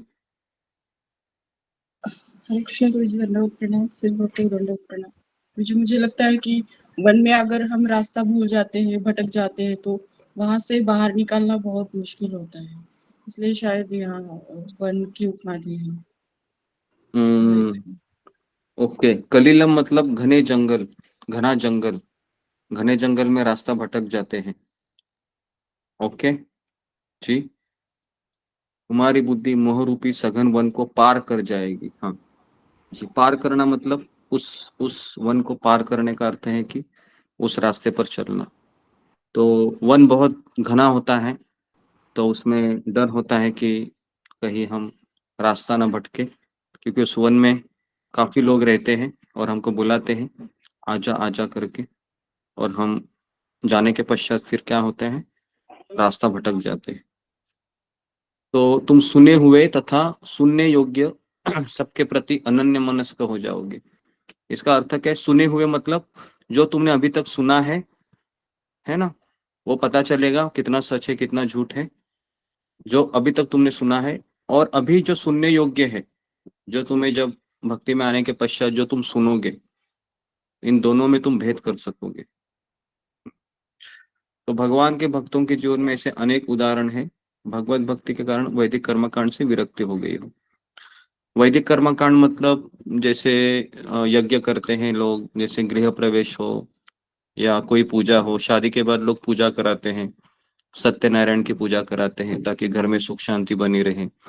जैसे मैं अभी दिल्ली में गया था, यहाँ पर अनिल शर्मा प्रभु के घर गया था। अभी घर नहीं गया था, दुकान में गया था उधर छावड़ी बाजार में। तो ऐसे ऐसे गलियां थी, बाप रे बाप रे। तो मुझे तो ये वन ही लगा वो, है ना, कोई जाएगा तो उसमें से बाहर ही नहीं आएगा। इस एरिया में घूम रहा हूँ मैं, तो अलग अलग रास्ते ऐसे अलग अलग कोने में जाते हैं कि पता ही नहीं चलता है कि ये कौन सा एरिया है। 2 बार जरा वेट करना पड़ता है। तो इस तरीके से जी। तो वैदिक कर्मकांड का अर्थ है, हाँ हाँ, मैं इसलिए बोल रहा था कि वहां पर मैं इनके दुकान में गया था, तो दुकान से पहले एक कपड़े का दुकान था, उनका भी कपड़े का ही दुकान है।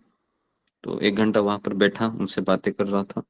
उसके पश्चात फिर जैसे वापस आ रहा था मंदिर में, तो वहां पर एक मंदिर में मुझे दुकान में मुझे सब यज्ञ करते हुए दिखाई दे दिए। हस्बैंड वाइफ थे, टोपी पहना था, सदरा पहना था, लेडीज ने भी साड़ी पहनी थी, सामने ब्राह्मण था, और छोटा सा उन्होंने अभी मार्केट में रेडीमेड वो कुंड भी आते हैं, पता है आपको? अभी यज्ञ करने के लिए रेडीमेड कुंड आते हैं, जिसमें सब कुछ डाल दिया जाता है, थोड़ी आग लगाई जाती है और फिर धुआं आता है। और इस तरीके से उधर में थोड़ा सा रुका। फिर मैं सोच रहा था कि इसलिए कर रहे होंगे क्योंकि दुकान में मुनाफा नहीं हो रहा होगा। तो वैदिक कर्मकांड मतलब मुनाफा होना, फायदा होना। तो इस तरीके से भगवान का भक्त इससे विरक्त होता है, कर्मकांड में इंटरेस्ट नहीं लेता है। जब मनुष्य कृष्ण को तथा उनके साथ अपने संबंध को समझ लेता है, तो सकाम कर्मों के अनुष्ठानों के प्रति वह अनन्य मनस्क मतलब वह उसको छोड़ देता है। क्यों छोड़ देता है वो? क्योंकि उसको पता है कि मुझे कृष्ण मिले हैं, मुझे भक्त लोग मिले हैं, और प्रभुपाद जैसे मुझे आचार्य मिले हैं, तो मैं अभी अपना जीवन है वह जीने के लिए रेडी हूँ। पहले तो मुझे पता ही नहीं था कि जीने का मकसद यही है कि बस बच्चे परिवार को खुश रखे, है ना, अपना घर अच्छा है, बाकी के गया है ना तेल लगाने, पड़ोसी में झगड़ा हो रहा है, मुझे क्या करना है, बस मेरा घर चलना चाहिए।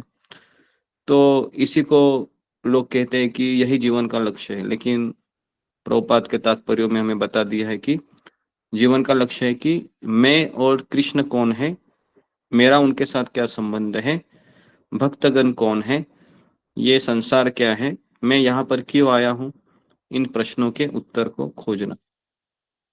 आप में से कितने लोगों ने ऐसे उत्तरों की खोज की थी? फिंगर को रेज कीजिए कि मैं कौन हूँ, भगवान कौन है, और मेरा उनके साथ क्या रिश्ता है, मैं यहाँ क्यों आया हूँ। कभी ऐसे सवाल पड़े थे आपको जब आप इस संसार के भयानक चीजों को देखते हैं और सोचते हैं कि मुझे क्यों मरना होगा, मुझे मरना नहीं है, मुझे बूढ़ा भी नहीं बनना है ना? पहले का अमिताभ बच्चन आप देखोगे 1967-68 का, हाँ, उसका पहला मूवी आया था बॉम्बे टू गोवा, है ना? उस समय आप देखो वो कैसे है ना, कैसे वो दिखता है, और अभी आप देखिए उसको, उसका किस तरह से शरीर उसका हो गया, जीर्ण हो गया है। या आप उसका कौन बनेगा करोड़पति भी देखा होगा, है ना, सीरियल, उस समय भी आप देखिए उसको कैसा दिखता है। तो सोचने में आता है कि ये पहले ऐसा था, अभी ऐसा क्यों हो गया। लेकिन हम ये सोच ही नहीं पाते हैं कि शायद मैं भी ऐसे ही होऊंगा, है ना, उतना दिमाग नहीं चलता है उस समय हमारा, बराबर है जी। तो तो इस तरीके से वास्तविक चीज है कि मैं और भगवान कौन है, इस चीज को समझना है ना। और इस तरीके से यहाँ पर कहते हैं कि हे त्रिकाल प्रार्थना हो, तुम्हारी जय हो। क्यों जय हो? क्योंकि अभी मैं पितृगण और तर्पण करने में असमर्थ हूँ, क्योंकि मुझे समय ही नहीं है पितृगण को प्रणाम करने को और ये सब कर्मकांड करने को। क्योंकि मैं जहां भी बैठता हूँ मुझे कंस के हंता कृष्ण का स्मरण करता हूँ मैं, और इस तरीके से मेरे लिए यही पर्याप्त है। इतनी श्रद्धा कितने लोगों के पास है कि बस मैं अगर भगवान का स्मरण करता रहूं, मुझे और कुछ चीज करने की आवश्यकता नहीं है। इतना श्रद्धा है हम में? या फिर बीच बीच में ऐसा लगता है कि अरे शिव जी को महाशिवरात्रि नहीं की, छठ पूजा नहीं की तो शिव जी नाराज हो जाएंगे, सूर्यदेव नाराज हो जाएंगे, या फिर है ना, ऐसे इस तरीके से अभी भी आप सोच रहे हैं। तो ये श्लोक को आप देखिए, कह रहे कि मेरे लिए यही पर्याप्त है। बराबर है, मेरे लिए यही पर्याप्त है। तो इसलिए कृष्ण के पास आप आए हैं तो आप निश्चिंत रहिए, लेकिन कृष्ण की भक्ति भी पूरी लगन से होनी चाहिए। नहीं तो ऐसा नहीं कि कृष्ण का हम एक क्या बोल सकते हो, कृष्ण के आश्रय का सहारा लेकर हम बाकी के विधियों को हम पीठ दिखा रहे हैं, और वो भी अच्छे से नहीं कर रहे हैं, ये भी अच्छे से नहीं कर रहे। तो ऐसा नहीं लगना चाहिए ना। भक्ति मतलब ऐसी चीज है कि आप पूरी तरीके से उसमें घुस जाइए, है ना। ऊपर ऊपर से तैरेंगे तो फिर प्रॉब्लम होगा। भक्ति का अर्थ है घुस जाओ उसके भीतर। ये मत देखो कि आगे क्या होगा, पीछे क्या होगा। हम बहुत सोचते रहते हैं क्या होगा क्या होगा। भक्ति मतलब घुस जाओ सीधा, जो होगा वो कृष्ण अच्छा ही करेंगे, है ना। कृष्ण अच्छा ही करेंगे। और अक्सर शास्त्रों में लिखा हुआ है कि भगवान का जो मार्ग है वो हमेशा, जो डिफिकल्ट रोड होता है ना, वो हमेशा अच्छी जगह जाता है। हमेशा याद रखिए, जो मार्ग बहुत डिफिकल्टी से बना हुआ है वो आपको अच्छे गंतव्य पे लेके जाएगा। और जो मार्ग बहुत अच्छा दिख रहा है आपको, एकदम स्मूथ दिख रहा है हाईवे की तरह, कहीं ना कहीं एक्सीडेंट होगा, कहीं ना कहीं एक्सीडेंट होगा। और होता भी है एक्सीडेंट, है ना। बराबर है, एक्सीडेंट होता है, ऐसे होता है एक्सीडेंट। और एक्सीडेंट होने के पश्चात फिर हम घायल हो जाते हैं, घायल होकर कोने में बैठ जाते हैं और सोचते हैं अब मैं क्या करूं। फिर वापस शॉर्टकट ही ढूंढते हैं ना। बराबर है, शॉर्टकट। शॉर्टकट नाम सुना है आपने, है ना। जैसे एग्जाम है, शॉर्टकट क्या है, कॉपी करो, है ना, चीट लेके जाओ, बैठो, शॉर्टकट। पकड़ा गया तो फिर पकड़ने दो। तो लोग उसके लिए रिस्क लेते हैं। बराबर है। लेकिन ऐसा रास्ता कहाँ लेके जाता है हमें? चीट करने वाला, चीट करने वाला रास्ता हमें, है ना, गड्ढे में गिरा के छोड़ देता है। और जिसमें तपस्या है, जिसमें अभी जैसे सुबह उठ रहे हैं, है ना, सुबह उठना एक तपस्या है। सुबह 4 बजे उठना है। अभी गर्मी है तो कुछ लोगों को नींद भी नहीं आती है रात को, है ना। 12-1 बजे तो ऐसे गरम गरम हवाएं आती है कि रात को 1:30-2 बजे कहीं नींद लगती है। और फिर 4 बजे का अलार्म बजता है तो मन कहता है कि 2 ही घंटा सोया तुम, अरे 2 ही घंटा सोया, ये तुम्हारे साथ अन्याय हो रहा है ना। अभी तुम 4 बजे उठकर तुम शरीर के साथ अन्याय करोगे। इससे अच्छा है कि 6 बजे तक सो लो और बाद में सोला माला कर लेना। तो इस तरीके से माइंड हमें कहता है। बराबर है। लेकिन हमें फिर भी 4 बजे उठना ही चाहिए, है ना। और फिर जब आपको खाली समय रहेगा रहेगा तो फिर आप सो जाइए, है ना। आपको पता है कि शरीर अपनी नींद, है ना, आसानी से पूरा कर देता है। ये भी मैं आपको कह रहा हूँ, है ना। जैसे कि अभी मैं पिछले 6-7 दिनों से 4 घंटा ही सो रहा हूँ। यहाँ पर भी आया तो कल रात को भी नींद नहीं लगी। यहाँ का भी कुछ सिस्टम है, ऐसा है कि यहाँ पर हर एक रूम में एसी दिया गया है। लेकिन मेरा इतना दुर्भाग्य है कि जिस दिन मैं आया उस दिन एसी यहाँ का खराब हो गया। तो तपस्या भगवान ने करवाई यहाँ पर, है ना। तो सबके रूम के एसी यहाँ पर, आश्रम के सबके एसी चालू है ना। और यहाँ पर एसी रिपेयरिंग वाला भी नहीं आ रहा है, कोई पंखा भी नहीं है ना। अभी यहाँ पर मैं बैठा हूँ, भगवान का कृपा है कि थोड़ा बहुत हवा आ रही है दरवाजे से, है ना। अभी मैं क्या कहूँ, यहाँ पर सबके इसमें सब अच्छे से रह रहे हैं। तो मैंने सोचा कि भगवान ने फिर कहा कि थोड़ा गंगा में बहुत ज्यादा डुबकी लगाई ठंडे पानी से, दिल्ली में आके थोड़ा भी गर्मी ले लो।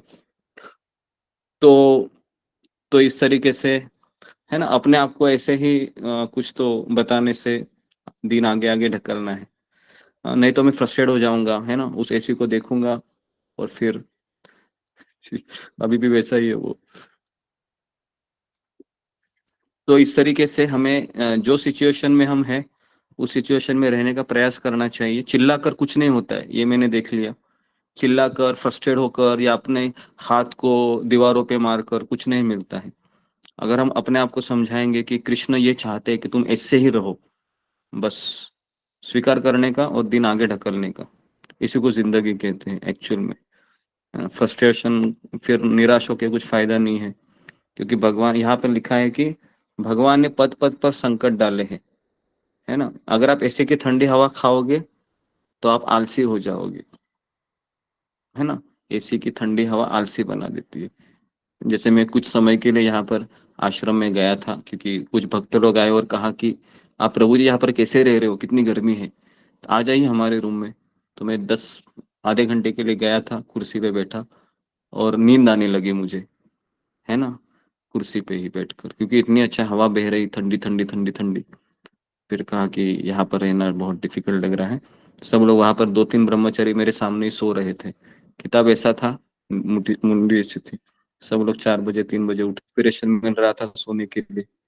फिर मैंने सोचा कि बाद में सो लेते हैं, लेकिन नींद तो मिली नहीं जी। तो यहाँ पर मैं रुकता हूँ। तो किसी का कुछ प्रश्न है तो फिंगर को रेज कीजिए, कुछ बताना है, कुछ बोलना है।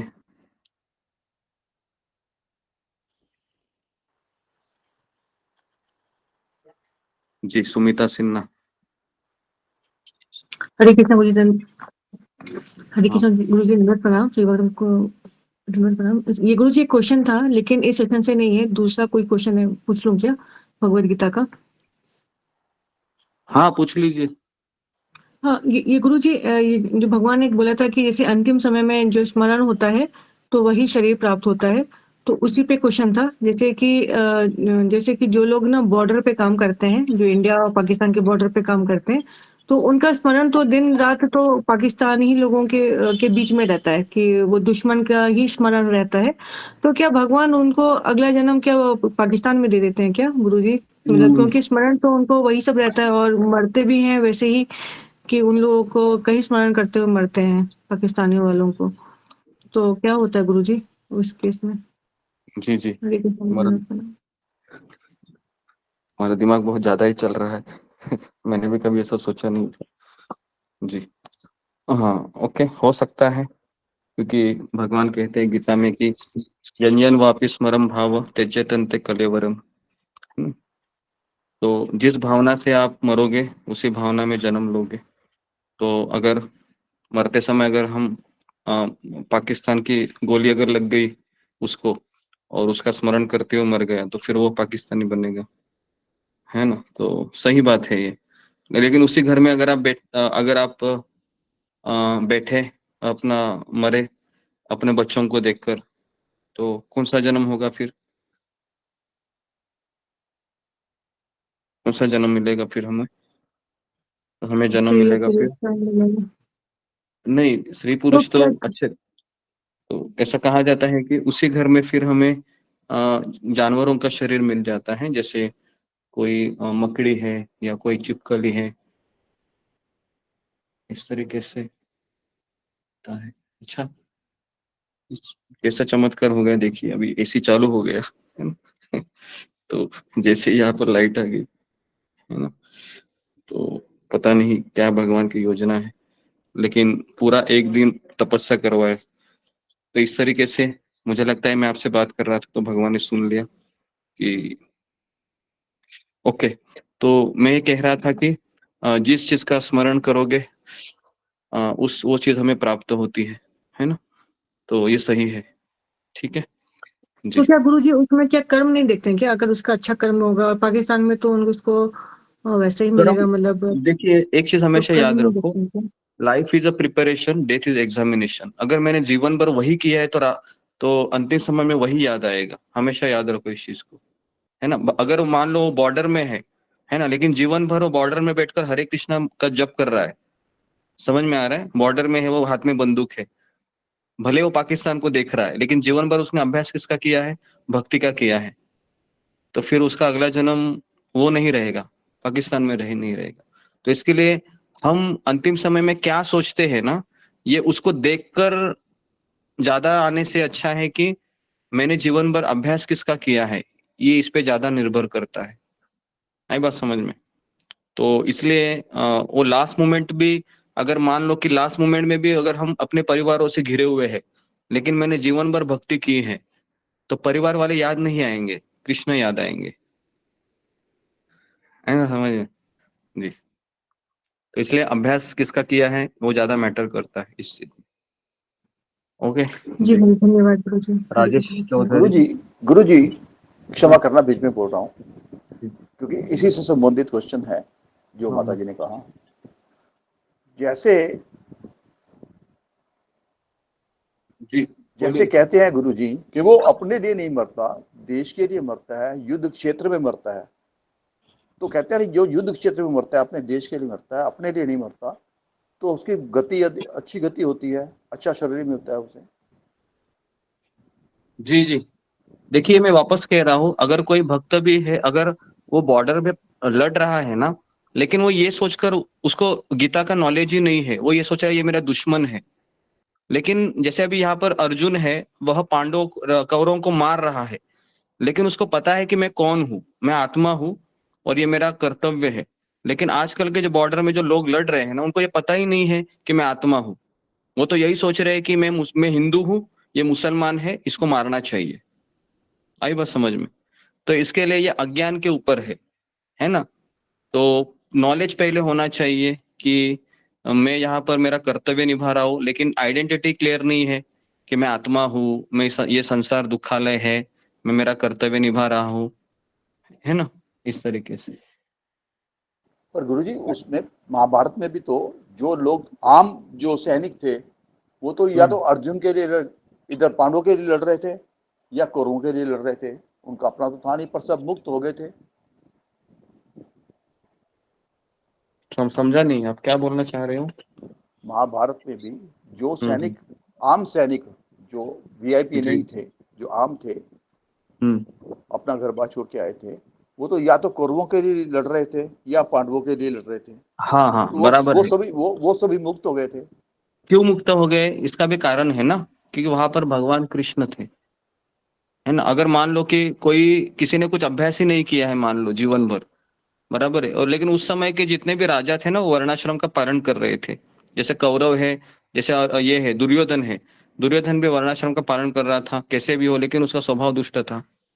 तो उनका नसीब अच्छा था कि उनके सामने कृष्ण थे, तो इसके लिए वो कृष्ण को देखकर उन्होंने शरीर छोड़ा, इसलिए वो भगवत मुक्त हो गए, बराबर है। तो ये बात भी हमको समझ में आनी चाहिए कि वो कृष्ण को केंद्र में रखकर या फिर कृष्ण को देखकर उन्होंने ये सब किया। तो मान लो कि अभी मैंने जीवन भर भक्ति नहीं की है, मान लो, है ना, लेकिन बाय चांस अगर मुझे मृत्यु के अंतिम समय में मैं अगर मंदिर में आकर मैंने प्राण छोड़े कृष्ण को देखते हुए, है ना, तो फिर वो भगवत धाम जा सकता है। ये तो लेकिन उसका ये जैकपॉट है ना, अगर हुआ तो ऐसे, लेकिन ऐसा हमेशा नहीं होगा। तो कृष्ण की इच्छा थी कि ये सारे जितने भी लोग थे ना, वो मुझे देखकर मरे, ये कृष्ण ने डिसाइड किया था पहले से, तो इसके लिए वो मुक्त हो गए। ओके जी जी गुरु जी, धन्यवाद गुरु जी। ओके, राजेश चौधरी, आखिरी क्वेश्चन लेता हूँ मैं, समय होगा। धन्यवाद गुरु जी, भक्तों को। तो गुरु जी मेरा एक क्वेश्चन था, ये जैसे हम कहते हैं कि हमें हमेशा कृष्ण भगवान को केंद्र मान के तरह काम करना है, जॉब करना है तो को केंद्र में लेके करना है। इसका मतलब गुरु जी क्या है? ये गुरु जी ये है कि हम वो जो फल है वो फल उनको अर्पित करना है, ये थोड़ा सा समझ में कम आ रहा है गुरु जी। जी जी, एक्चुअली जो गृहस्थ है उनके लिए यही बताया गया है कि जो रूपा गोस्वामी ने स्टैंडर्ड दिया है कि 10% मिनिमम देना चाहिए, तो फिर वह उनका धर्म हो जाएगा, है ना। अगर कोई स्त्री है तो उसने फिर घर में खाना बनाने से लेके सारी चीजें कृष्ण केंद्र में रखकर करनी चाहिए। तो भगवान यही बताना चाह रहे हैं कि अपने अपने कर्तव्य का निर्वाह जिस आध्यात्मिक गुरु, शिक्षा गुरु, जिसका भी आपने शरण लिया है, उसके अनुसार आप आचार्यों ने जो हमें कोटेशन दिया है, प्रभुपाद जी ने कहा है कि मिनिमम इतना परसेंटेज करना चाहिए। अगर नहीं करेंगे तो क्या होगा पता है? फिर जितने भी 100% चीजें हैं, जो भी आप तनख्वाह ले रहे हैं, मान लो कि आपका तनख्वाह 10,000 रुपये है और आप ये सोचकर दे रहे कि 100 रुपए में भगवान को दे रहा हूँ और 9,900 रुपए अपने जेब में रखता हूँ, ताकि मेरे भी मन में संतुष्टि हो कि मैंने कुछ दिया करके। लेकिन भगवान हमेशा ये देखते हैं कि तुमने कितना दिया नहीं देखते हैं, तुमने कितना रखा है, वो भगवान ज्यादा देखते हैं।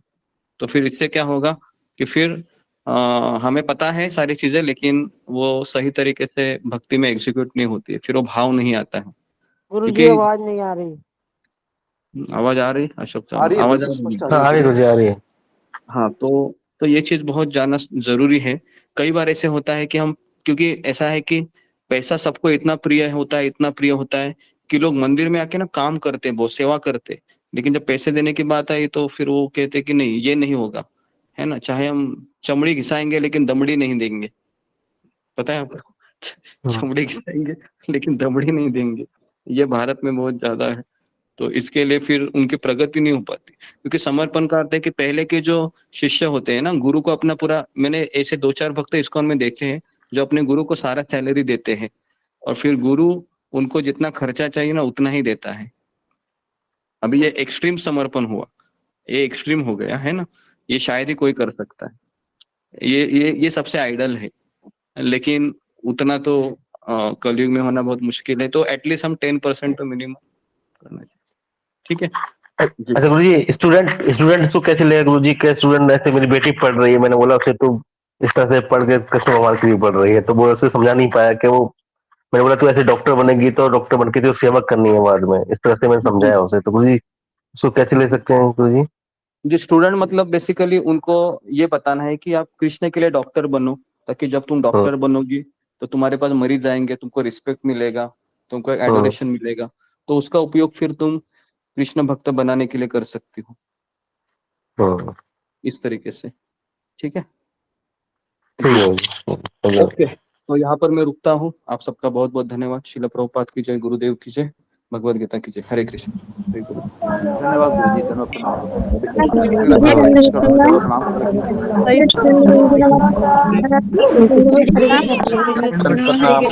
प्रभुपाद के चरणों में दंडवत प्रणाम। हरे गुरु जी के चरणों में दंडवत प्रणाम, सभी भक्तों के चरणों में दंडवत प्रणाम, सभी वैष्णवों के चरणों में दंडवत प्रणाम। सभी माता जी को पति के दंडवत प्रणाम।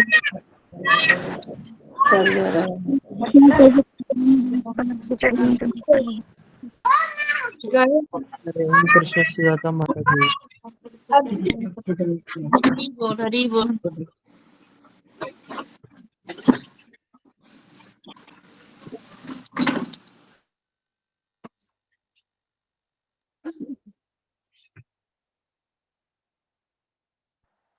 कृष्णा गुरु जी के चरणों में दंडवत प्रणाम, सब भक्तों के चरणों में दंडवत प्रणाम।